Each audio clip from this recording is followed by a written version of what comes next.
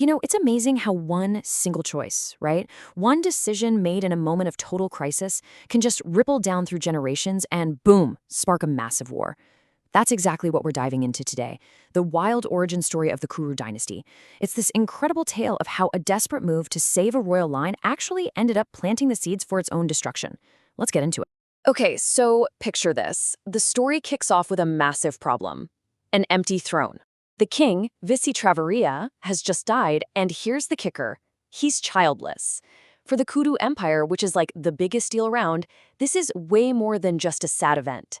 It's a full-blown existential crisis. The entire family line, the whole future of the kingdom, it's just broken. Snap. So yeah, the king is gone, the direct line is totally severed, and the court is in an absolute panic. The whole future of the empire is just hanging by a thread, and the one question on literally everyone's mind is, who on earth is going to save them now? All right, so in this moment of complete desperation, all eyes turn to one man, the guy. He's the most powerful warrior of his time, and technically he's the rightful heir. We're talking about the great Bhishma. I mean, on paper, he is the perfect, obvious, no-brainer solution to this whole mess.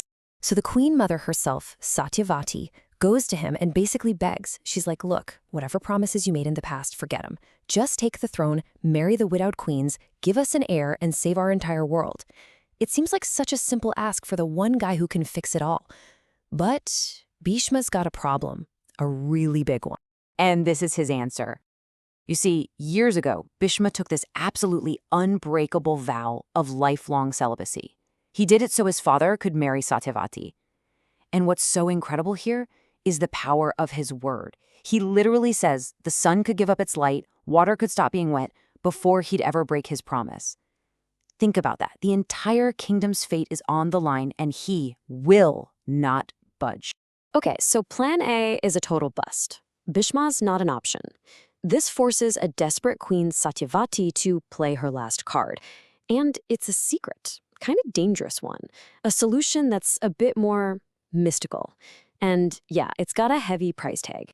She basically drops a bombshell. She reveals that way back, before she was ever a queen, she had a son, with a celestial sage no less. This son is Vyasadeva, and by now he's a super powerful sage in his own right, and he promised he'd come if she ever needed him. This is her ace in the hole. This is how she can keep the royal line going without Bhishma. So she summons him, and poof, he appears instantly right from his meditation in the mountains. But here's the thing, he is terrifying to look at. I mean, unkempt, unwashed, just totally fearsome. And because they need an heir like yesterday, he says they can skip the usual year-long purification ritual, but there's one condition, and it's a big one. The queens have to accept him just as he is, in all his terrifying glory.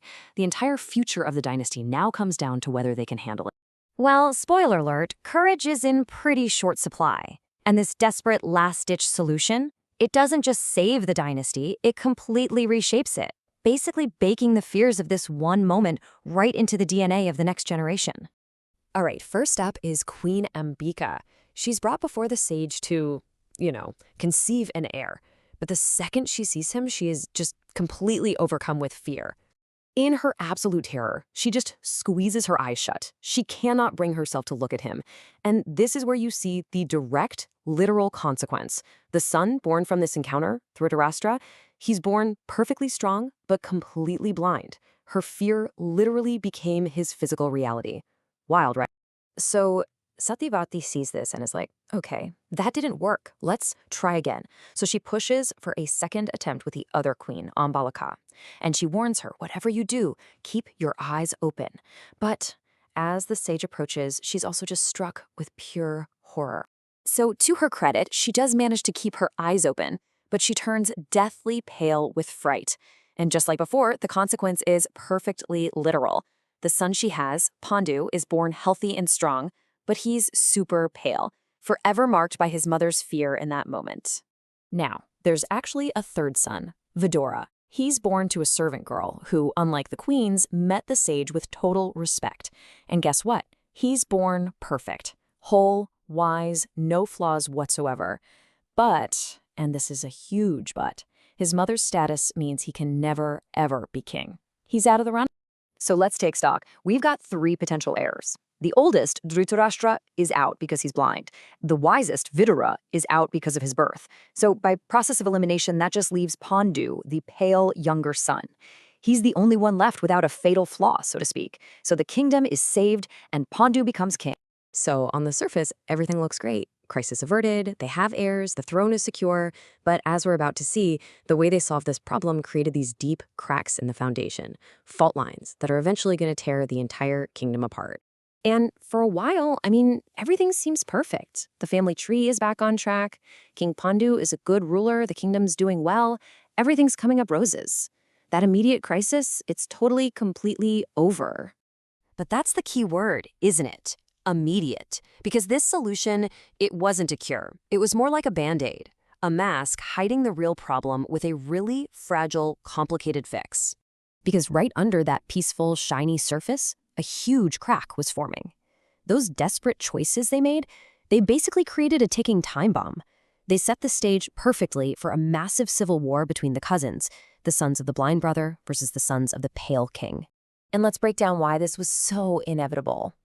On one side, you've got the older brother, Dhritarashtra. He feels like he was robbed of his birthright, right? And get this, he's prophesied to have 100 sons. That's basically a private army.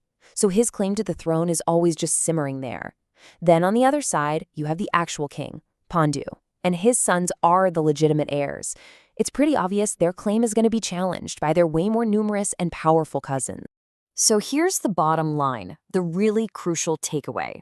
The very act that saved the dynasty was the thing that sparked its destruction. In that mad dash to fill the throne, to keep the bloodline going, they accidentally created a generation of rivals. A conflict that wasn't just possible, it was baked into the cake. The price for saving the Kuru dynasty? It was the Great War, the Mahabharata. And that leaves us with this one final thought to chew on. They patched up a broken family tree, using fear and secrets as the glue.